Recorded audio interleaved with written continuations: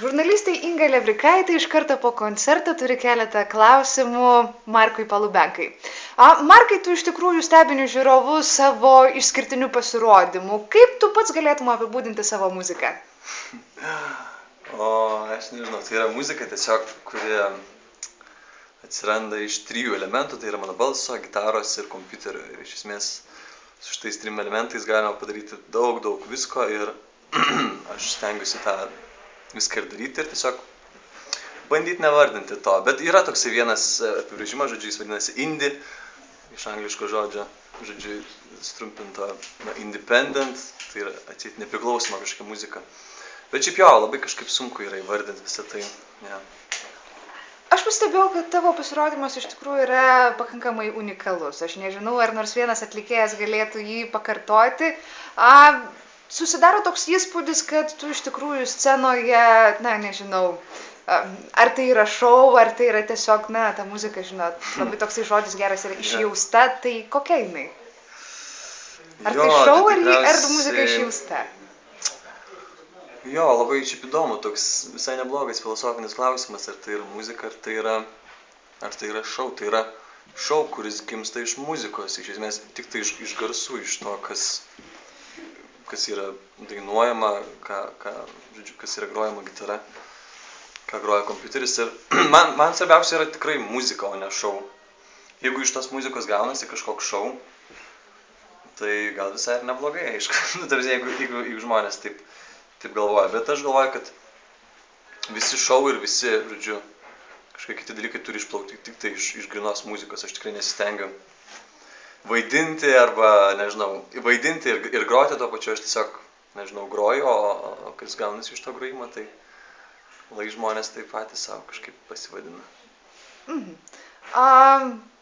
Kokios tavo ateities perspektyvos? Ką tu dabar esi sumanęs? Koncerto metu sakei, kad planuoji apie antrą albumą, kurį pristatysi Žalgirio arenoje.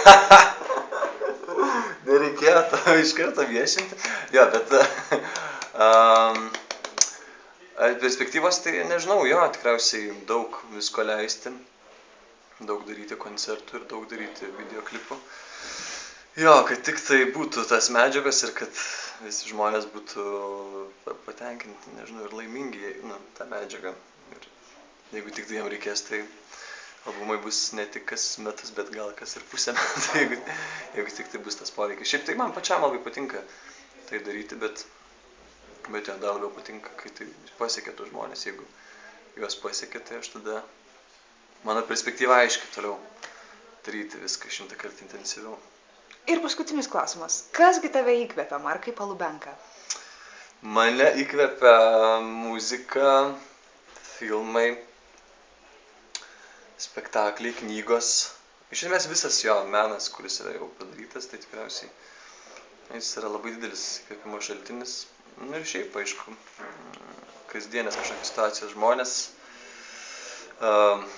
šiaip kažkokia rutina ir visi tie panašus dalykai. Nieko ypatingo.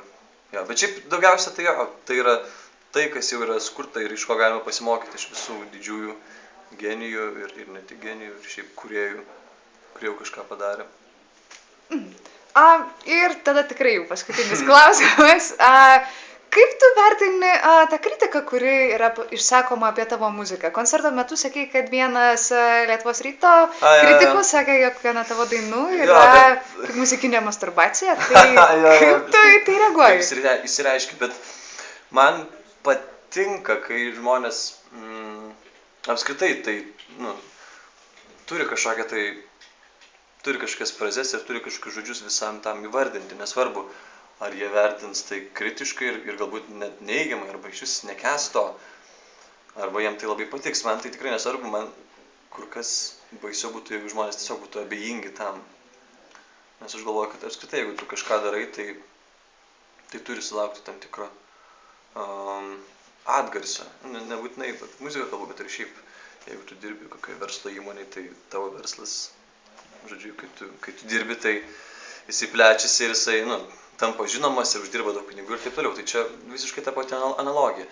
O man tai, nežinau, man tai patinka, jeigu žmonės taip išsireiškia.